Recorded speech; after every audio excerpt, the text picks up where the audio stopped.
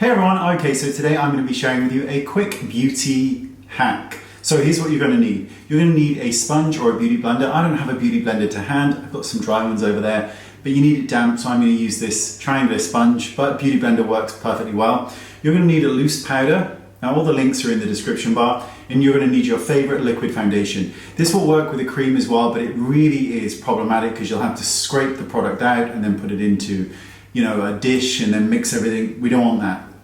So here's what you're going to do. First, you're going to shake your bottle of foundation and then you're going to place it into the palm of your hand.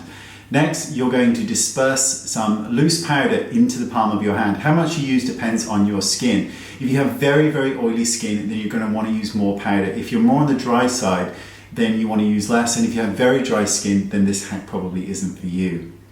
Next, you're going to mix the two together and then you're going to apply it to your face.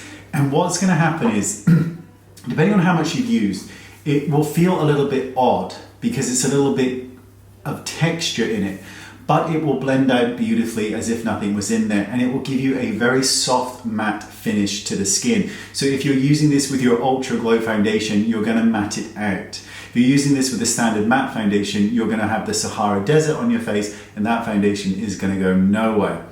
But depending on how much you use will depend on the look, but you'll get a very soft matte finish. Now, for those of you with normal to dry skin, you may not need to powder the face, but for those of you with oilier skin, powdering is still a must. So you're still going to need to place powder on your face, and then you can finish your look with your bronzers and your blushes and your highlighters and your glitters and your sparkles and whatever else it is you need to do to pop downtown for a pint of milk.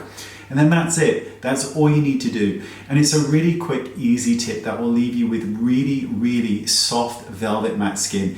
And it's quite beautiful in real life as well. It looks very, very nice. So there you go.